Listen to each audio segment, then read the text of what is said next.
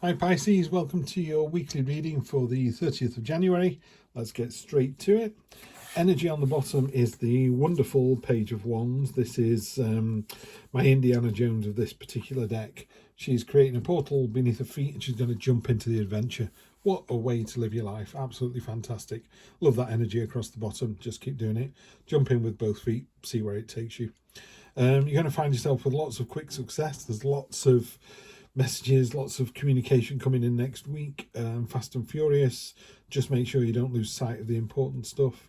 Present expectation, it's quite a loving reading, this one, and certainly with this. Two of Cups is the soulmate card. End of hostilities. Could be a personal relationship, as in, you know, boyfriend, girlfriend, male, female, whatever, you know, you're in a relationship, or it could be a work relationship, or definitely an end to hostilities and a real kind of commitment to the other person as well. So you're jumping into each other's universes. It's not dipping your toe in and see how it's going. It's a real jump in, and that's the expectation. What's not expected is the death card, which is ultimately change. You know, you're thinking, well, if the news comes in that, you know, we can get this apartment together, or the bank is going to lend us enough money to do this part of our lives, it's like, wow, we really are doing this. This is a change. This is something significant. That's what the death card is. It's inevitable. There's a change coming. There is nothing you can do about it. You just need to embrace the change. Short-term future, speedboat on a pond. You've got the Knight of Swords. In this reading, he has no shield. He has hardly any armor. But the armour he has got is, you know, it's on his hips and his shoulders, and he's quite badly damaged. So he's been in the wars. This is a card of impetuosity. It's a card of momentum. It's a card of, come on, let's do this, you know, cutting through the woolliness.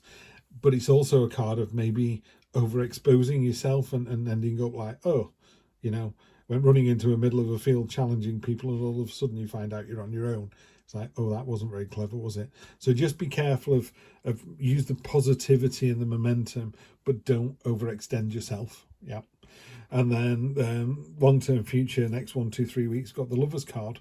This is, and again, only you'll know whether this is a relationship or not, Pisces, but it feels to me like it is. It feels like more of a love reading. You know, you've obviously decided to kind of jump in with both feet. There's new communication coming in. There's a big change coming in.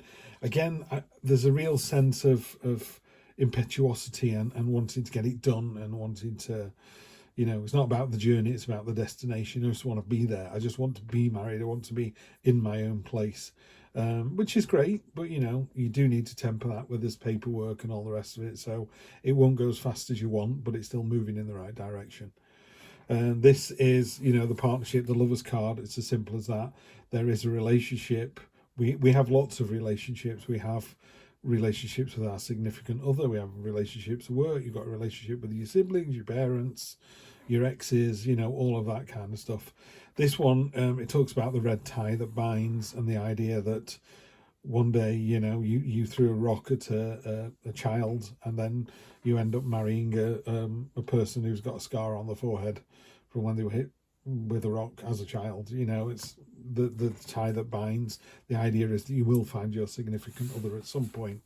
And, you know, life is a difficult old journey, and wouldn't it be nice to go through life with a significant other by your side that shares the same values?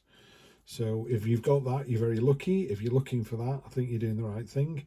If you can live without that, you know, more power to you. I don't think it's for everyone, but that's certainly what I'm seeing here. There's a real determination to jump into someone's environment, jump into someone's life. That's going to make a big change. Don't be quite so impetuous. You've got the rest of your lives together. The Tower card, with this, you know, quick success, there is a big change coming, a big cathartic change. And there's nothing wrong with that. The Tower card is great. Basically, it talks about, you know, what you thought was solid and reliable just wasn't. It was founded on sand, and it was always going to fall down at some point. But that's fine. You can level the ground. You can build a better foundation, and you can start from ground zero and build something even more impressive. Yeah, based on that knowledge.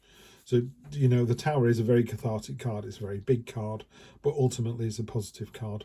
Eventually that thing was going to fall down, whether it was today or in 10 years' time.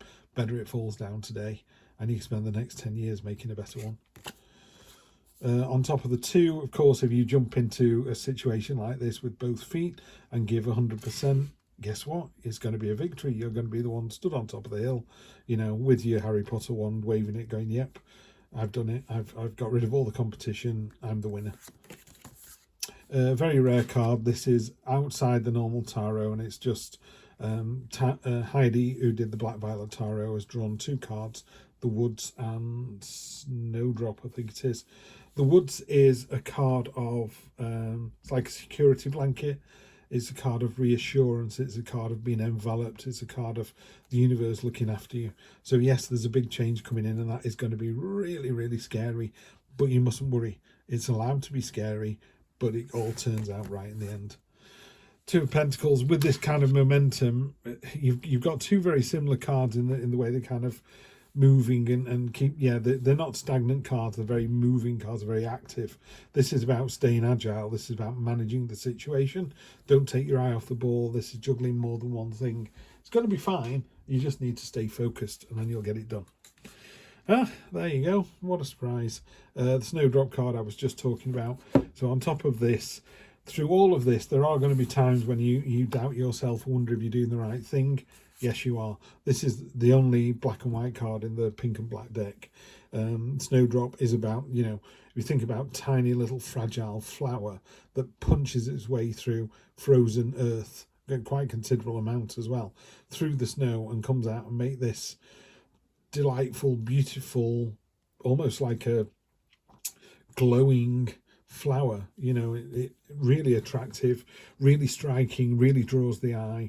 This is you are that beautiful, resilient snowdrop, you know, punching through the nonsense. So what I would say is commit to the process. You know, yes, you're in for a big change. Universe has got you covered. Keep that momentum going. If you're supposed to be with this significant other, you will be. You know, jump in through the portal, jump in with both feet. It's going to be a hell of a ride. It's going to be worth it. I will see you next week for more of the same. Take care.